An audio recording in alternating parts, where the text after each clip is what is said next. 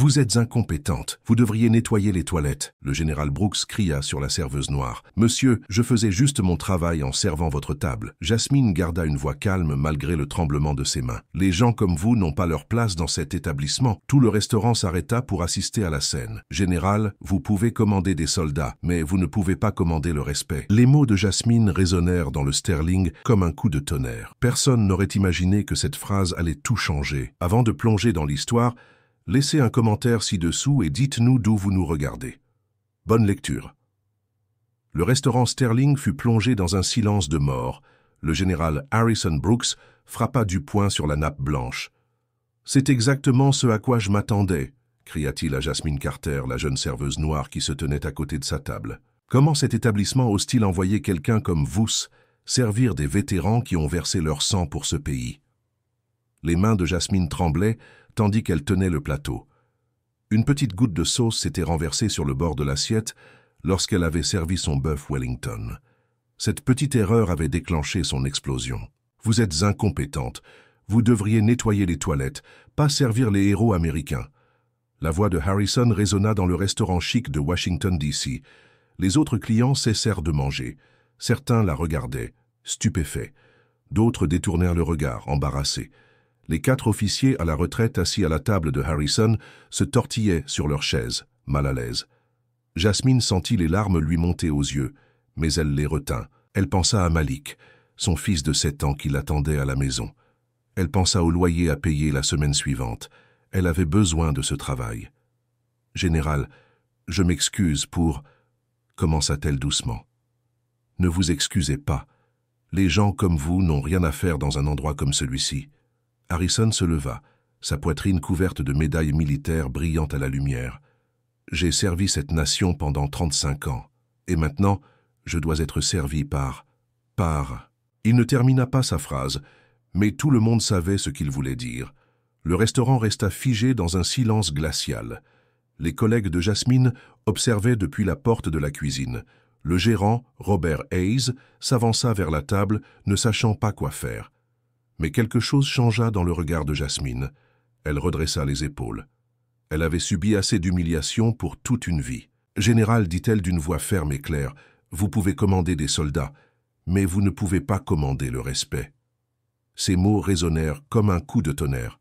Jasmine Carter avait appris la force auprès de sa grand-mère Martha.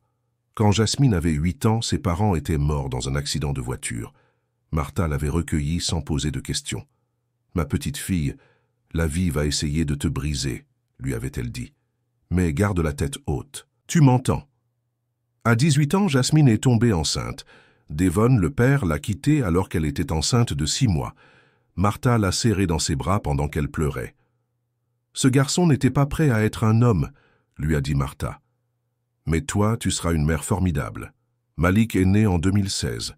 Il a aujourd'hui 7 ans et est le centre du monde de Jasmine. Jasmine travaille au Sterling depuis 2 ans. Avant cela, elle avait 2 emplois. Elle nettoyait des bureaux la nuit et remplissait les rayons dans un magasin pendant la journée. The Sterling paie mieux. Elle travaille de 16 heures à minuit. Chaque matin, elle se lève à 6 heures. Elle prépare le petit déjeuner de Malik et l'accompagne à l'école. Puis elle rentre chez elle pour étudier. Elle économise $50 par mois pour payer ses études d'infirmière. C'est lent, mais c'est un progrès. À 15h30, elle dépose Malik chez Martha et se rend au travail. Le Sterling se trouve dans le centre-ville de Washington, D.C. Les riches y mangent. Les politiciens, les chefs d'entreprise, des gens qui ne se sont jamais souciés de payer leur loyer. Jasmine a mémorisé tous les plats du menu. Elle sait quel vin accompagne quel plat. Elle travaille plus dur que tout le monde parce qu'elle y est obligée. « Maman, pourquoi tu travailles si tard ?» lui a demandé Malik la semaine dernière. « Ah, pour que tu aies une vie meilleure que la mienne » lui a-t-elle répondu. C'est ce qui l'a fait tenir. C'est ce qui lui donne la force d'affronter des gens comme le général Brooks. Martha lui a toujours dit « Respecte-toi d'abord. Ensuite, exige le respect des autres. » Ce soir, Jasmine allait enfin comprendre ce que cela signifiait. Le Sterling n'était pas un endroit où il était facile de travailler. Jasmine le savait depuis son premier jour. Bradley Thompson, un serveur blanc qui travaillait là depuis 5 ans, faisait des blagues sur les embauches pour la diversité, quand il pensait qu'elle ne pouvait pas l'entendre. Sarah Mitchell, une autre serveuse, avait toujours les meilleures tables, celles qui donnaient de bons pourboires. « Je ne comprends pas pourquoi les normes baissent », avait dit Sarah un jour dans la salle de pause. Elle avait regardé Jasmine droit dans les yeux en disant cela. Le directeur, Robert Hayes, traitait également Jasmine différemment. Il lui confiait des tâches supplémentaires que les autres serveurs n'avaient pas à faire. Nettoyer la machine à café, remplir tous les salières, polir les verres 2 fois. « C'est juste pour que tout soit parfait », disait-il avec un sourire forcé. Les clients étaient plus difficiles à cerner. Certains étaient polis mais distants. D'autres faisaient des demandes qui ressemblaient à des tests. « Pouvez-vous me parler de ce vin? Savez-vous d'où il vient ?» Quand elles ne connaissaient pas tous les détails, ils échangèrent des regards avec leurs compagnons de table. Jasmine travaillait 2 fois plus que les autres.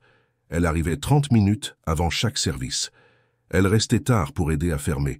Elle ne se faisait jamais porter malade, même quand Malik avait de la fièvre et qu'elle voulait rester à la maison avec lui. « Tu dois être parfaite », se disait-elle chaque jour. « Pas d'erreur. » Les autres serveurs recevaient des avertissements lorsqu'ils faisaient une erreur.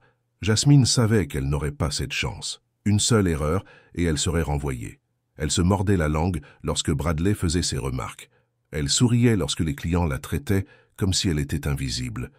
Elle avait besoin de ce travail. Mais certains soirs, en rentrant chez elle après minuit, elle serrait le volant et se demandait combien de temps elle pourrait encore faire semblant que tout allait bien. Ce soir, ce serait différent. Ce soir, elle ne pouvait plus se taire. Octobre 2023. Robert Hayes convoqua tous les serveurs dans son bureau ce mardi matin. « Nous avons un invité très important ce soir », annonça-t-il. Le général Harrison Brooks, 35 ans de service militaire, héros de guerre. Il sera accompagné de 4 autres officiers à la retraite pour le dîner du comité du mémorial des anciens combattants. Sarah leva la main. « Je peux m'occuper de cette table. »« En fait, Jasmine s'en chargera, » dit Robert. Tout le monde se tourna vers elle. Elle a obtenu les meilleures notes de satisfaction client au cours des 6 derniers mois. Jasmine se sentit fière mais nerveuse. C'était l'occasion de faire ses preuves auprès d'un client important. Elle passa l'après-midi à étudier. Le protocole militaire, comment s'adresser à des officiers à la retraite, le menu spécial préparé pour la soirée. Elle s'entraîna à marcher avec une posture parfaite. Le général Brooks avait servi de 1975 à 2010, vétéran de la guerre du Golfe, Afghanistan, connu pour sa discipline stricte et ses valeurs traditionnelles, le genre d'homme qui exigeait la perfection. À 18h30, Jasmine vérifia une dernière fois son uniforme, pantalon noir repassé, chemise blanche sans plis, cheveux tirés en arrière. Elle avait l'air professionnelle. « Tu vas y arriver, ma fille », murmura Maria, l'hôtesse. « Sois toi-même. » À 19h pile, le général Brooks franchit la porte d'entrée. Grand, le dos droit, la poitrine couverte de médailles. Les autres officiers le suivaient. Robert les accompagna personnellement jusqu'à la table 12, la meilleure place du restaurant. Jasmine s'approcha avec assurance. « Bonsoir, messieurs. Je m'appelle Jasmine, et je m'occuperai de vous ce soir. » Le général Brooks la regarda de haut en bas, comme s'il inspectait un soldat. Son expression resta impassible. « Nous verrons bien, » dit-il doucement. C'est à ce moment-là que Jasmine comprit que cette soirée n'allait pas être ordinaire. Le général Brooks observait Jasmine comme un faucon étudiant sa proie. Ses premiers mots furent prudents, comme s'il la testait. « Les choses ont bien changé ces derniers temps, » dit-il à ses compagnons assez fort pour qu'elles l'entendent. « Les normes ne sont plus ce qu'elles étaient. » Jasmine apporta leur verre d'eau. « Puis-je vous proposer des amuse-bouches, messieurs ?»« Savez-vous seulement ce qu'il y a au menu ?» demanda Brooks. « Ou est-ce qu'ils mettent n'importe qui à ce poste maintenant ?»« Je connais tous les plats, monsieur. Je serais ravi de vous faire des suggestions. » Le colonel Mitchell, l'un de ses amis, sourit. « Elle a l'air très professionnelle, Harrison. » Mais Brooks n'en avait pas fini. « Professionnelle, c'est à moi de juger. » Il désigna la carte des vins. « Parlez-moi du Bordeaux 2018. Qu'est-ce qui le rend spécial ?» Jasmine connaissait bien ce vin. Elle expliqua le vignoble, les notes aromatiques, pourquoi il se mariait bien avec leur sélection de bœuf. Brooks écouta en fronçant les sourcils. « Surprenant. » Il se tourna vers ses amis. « Je suppose qu'ils les forment mieux maintenant, même si elles n'ont pas vraiment leur place dans des endroits comme celui-ci. » La remarque fit mal, mais Jasmine continua de sourire. Elle pensa à Malik, chez lui, avec Martha, à la facture de loyer qu'elle devait payer le lendemain. Quand elle apporta leur salade, Brooks fit accidentellement tomber ses documents de la table. Les papiers se répandirent sur le sol. « Eh bien, ramassez-les », ordonna-t-il. Jasmine s'agenouilla pour ramasser les papiers. Pendant qu'elle le faisait, Brooks parlait à ses amis comme si elle n'était pas là. C'est ce que je veux dire par « attente revue à la baisse ». De mon temps, les gens savaient rester à leur place. Les mains de Jasmine tremblaient légèrement lorsqu'elle lui rendit ses papiers, mais elle garda une voix ferme. « Puis-je vous apporter autre chose, général ?»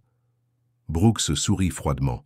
« Oh, je suis sûr que oui. » Brooks passa à la vitesse supérieure. Rien de ce que Jasmine faisait n'était bien. « Cette eau est trop froide », se plaignit-il bruyamment. « On n'enseigne plus les bases du service en salle ?» Elle lui apporta de l'eau plus chaude. « Ce verre est taché, vous ne voyez pas ?» Les autres clients commencèrent à remarquer la scène. Ils chuchotaient et montraient à leur table du doigt. Jasmine sentait tous les regards braqués sur elle.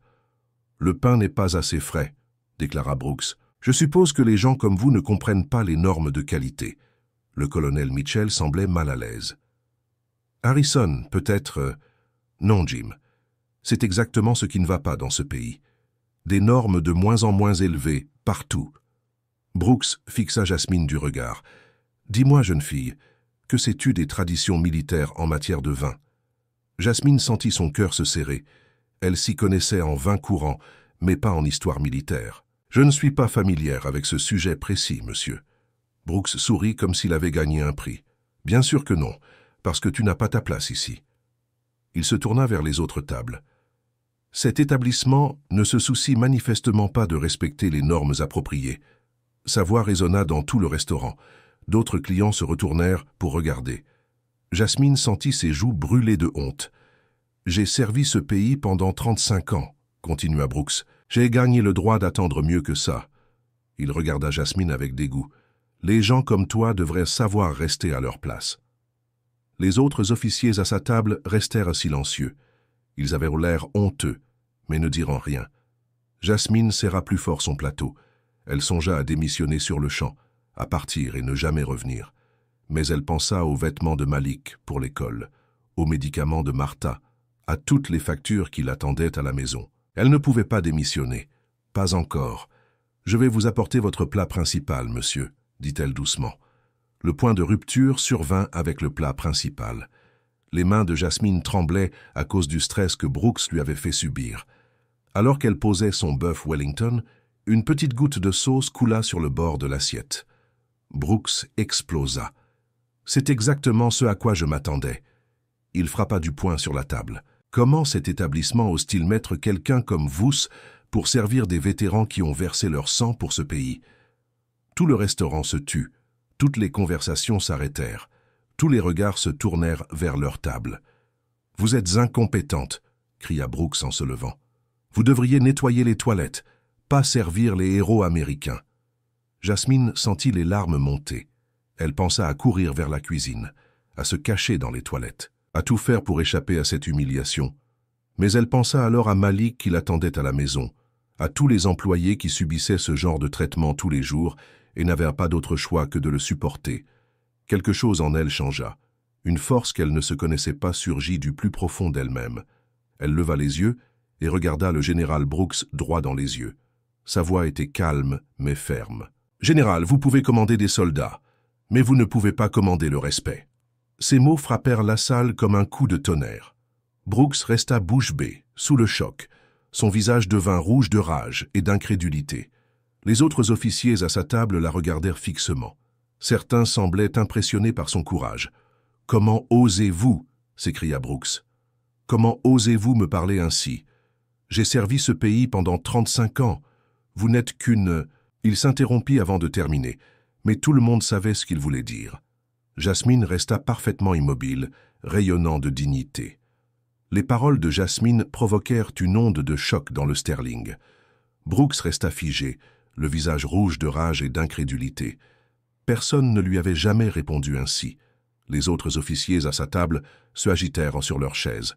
Le colonel Mitchell hocha même légèrement la tête, en signe de respect pour le courage de Jasmine. Le major Davis semblait embarrassé par le comportement de Brooks. « Vous Vous ne pouvez pas me parler comme ça. » Brooks retrouva enfin sa voix. « Je suis un vétéran décoré. J'ai combattu pour ce pays pendant que vous étiez, probablement. »« Pendant que j'étais, quoi, général ?» l'interrompit Jasmine, toujours d'une voix calme. « Pendant que je cumulais 2 emplois pour subvenir aux besoins de ma famille, pendant que j'élevais mon fils seul, pendant que je me battais pour gagner ma place dans ce monde. » Brooks resta bouche bée. Personne ne l'avait jamais interrompu en plein milieu d'une phrase. Robert Hayes se précipita depuis l'autre bout du restaurant. « Général Brooks, laissez-moi m'en occuper. »« Vous occuper de quoi ?» explosa Brooks. « Cette femme vient de manquer de respect à un général des États-Unis. Elle doit être renvoyée immédiatement. » Mais quelque chose d'étrange se passait. Les autres clients observèrent la scène et ils ne prenaient pas le parti de Brooks. Une femme âgée assise à une table voisine secoua la tête avec dégoût devant le comportement de Brooks.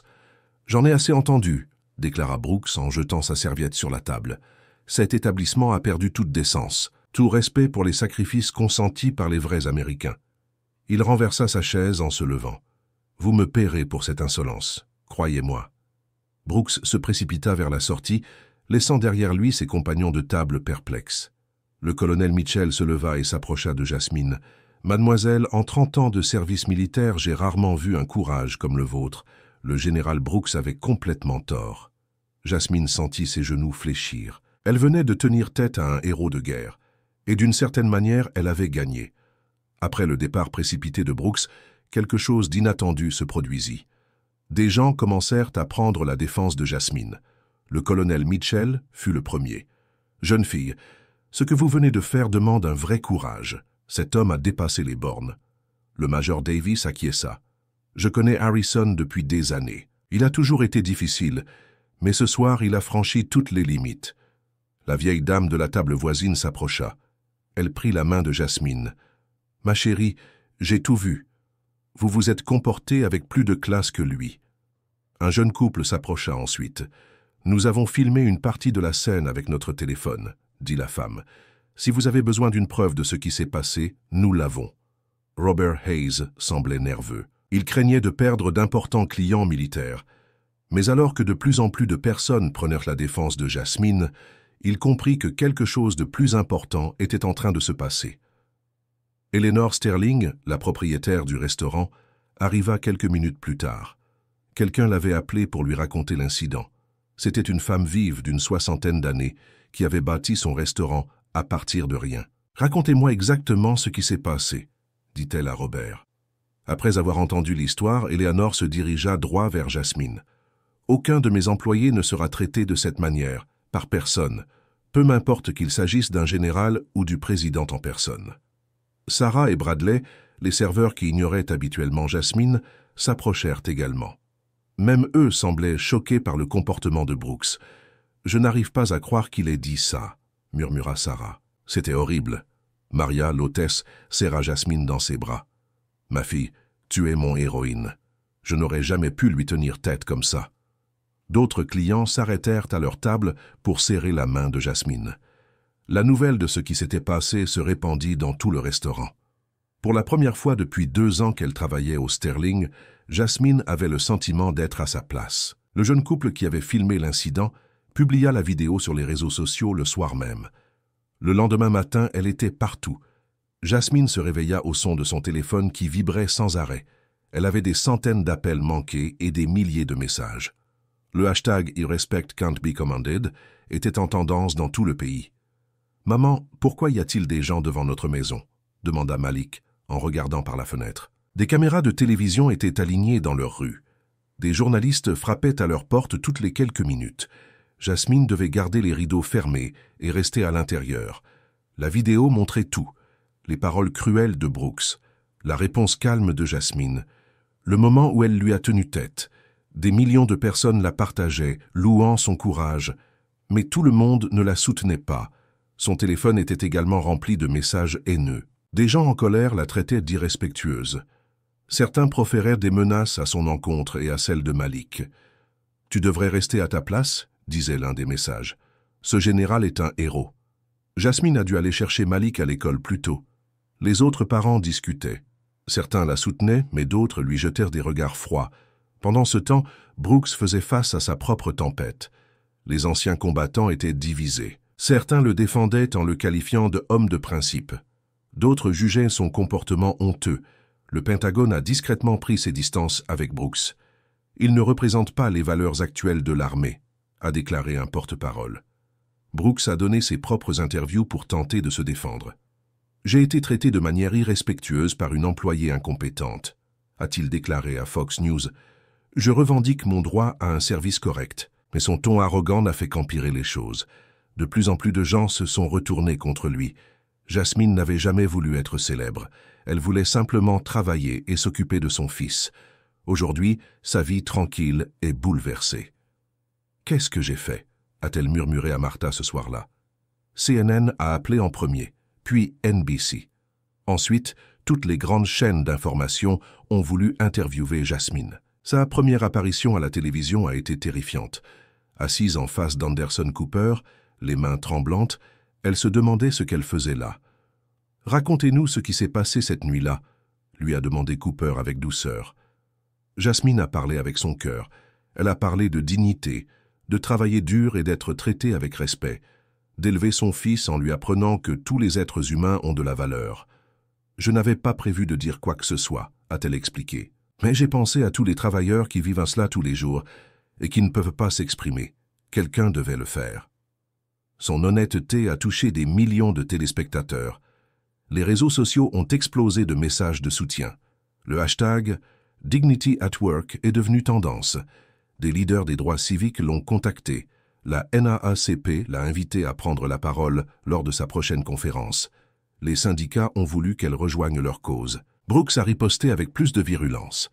Il est apparu dans des talk-shows conservateurs, se présentant comme la victime. « J'ai servi mon pays avec honneur », a-t-il déclaré à Tucker Carlson. « Aujourd'hui, je suis attaqué par les médias libéraux parce que j'attends des normes de service élémentaires. » Mais les interviews colériques de Brooks ne faisaient qu'aggraver son image. Il semblait amer et déconnecté de la réalité. Des manifestations ont commencé à éclater, tant en faveur de Jasmine que contre elle. Certains groupes la qualifiaient de héroïne. D'autres estimaient qu'elle manquait de respect envers l'armée. Eleanor Sterling a profité de cette attention pour redorer l'image du Sterling en tant que lieu de tolérance et de respect. Les affaires ont même repris. « Chaque travailleur mérite le respect », a déclaré Eleanor lors d'une conférence de presse. C'est ce que nous défendons ici. Jasmine observait tout cela depuis son petit appartement, bouleversée. Elle n'était qu'une serveuse du sud-est de Washington. Comment était-elle devenue le centre d'un débat national? « Peut-être que Dieu a de grands projets pour toi, » lui dit Martha. 3 semaines après l'incident, Jasmine reçut un appel qui changea tout.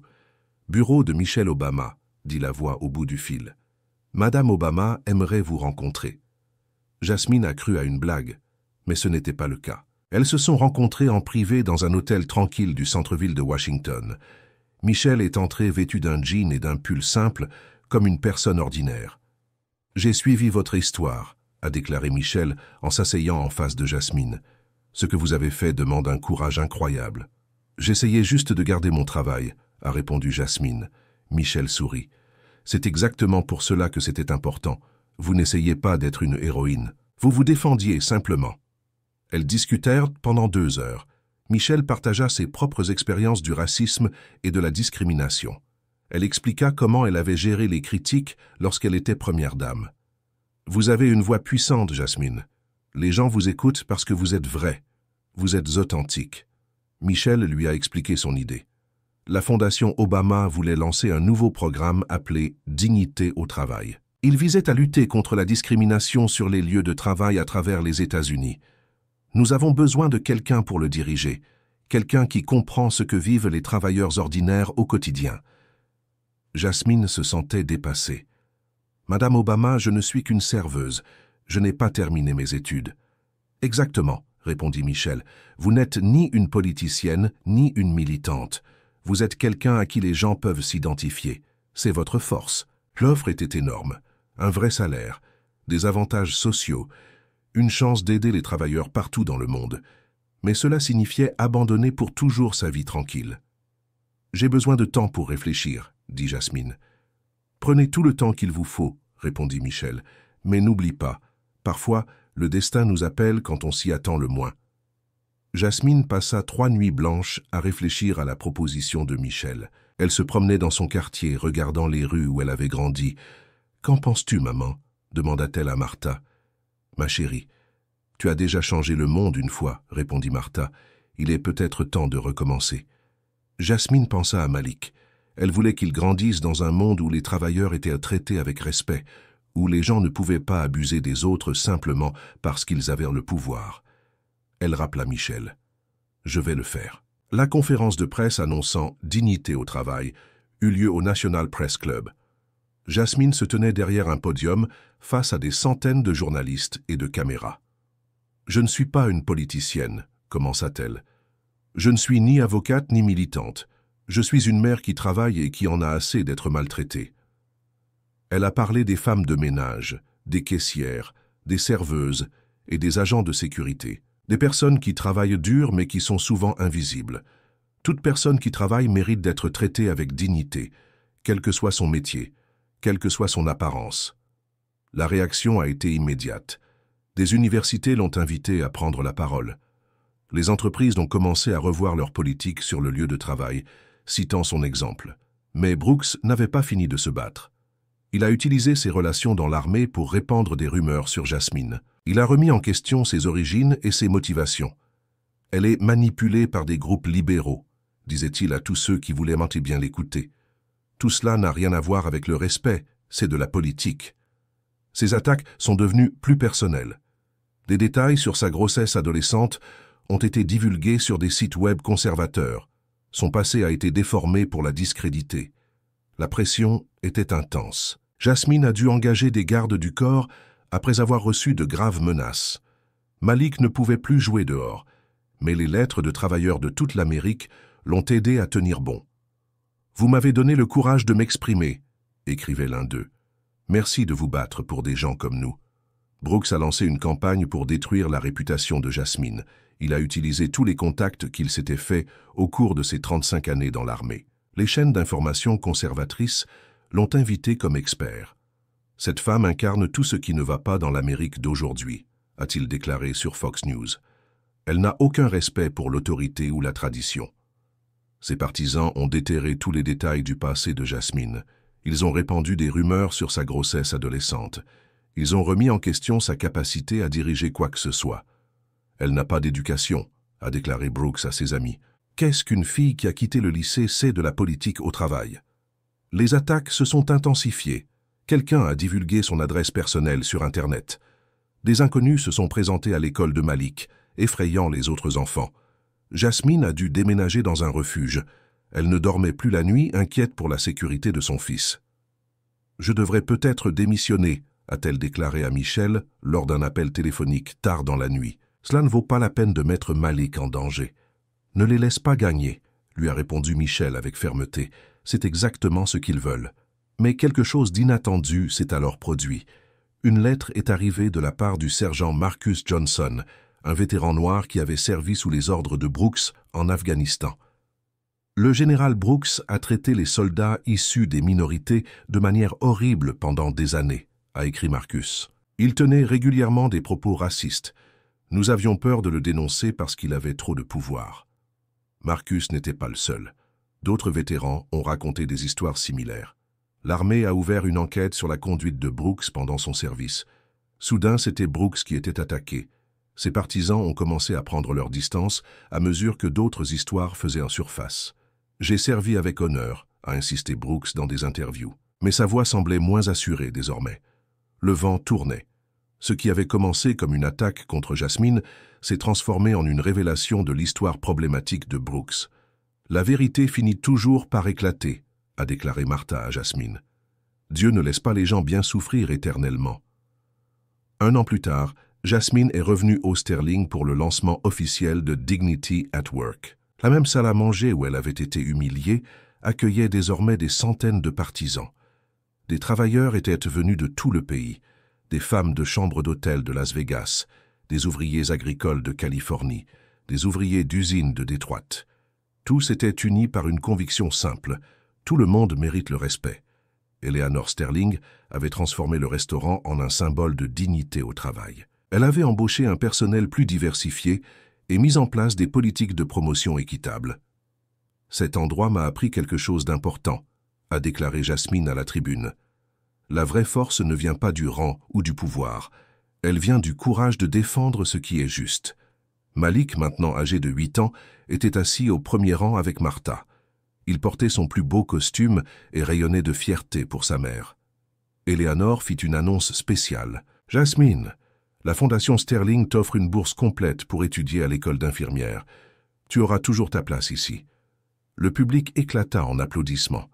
Jasmine sentit des larmes de joie lui monter aux yeux en se souvenant de son ancien rêve de devenir infirmière. Brooks n'assista pas à la cérémonie. Il faisait l'objet d'une enquête militaire et avait perdu la plupart de ses partisans. Ses conférences furent annulées. Sa réputation était détruite. Mais Jasmine ne se réjouissait pas de sa chute. Elle était triste que les gens aient mis si longtemps à voir la vérité. Après la cérémonie, Jasmine se promena dans son ancien quartier, dans le sud-est de Washington. Les rues étaient les mêmes, mais tout semblait différent. Elle n'était plus une serveuse invisible. Elle était une leader qui avait prouvé qu'une seule voix pouvait tout changer. « Tu as bien fait, ma petite fille », lui dit Martha ce soir-là. Jasmine regarda Malik qui dormait paisiblement dans son lit. Elle avait tenu sa promesse de lui offrir un monde meilleur. Parfois, les plus petits actes de courage entraînent les plus grands changements.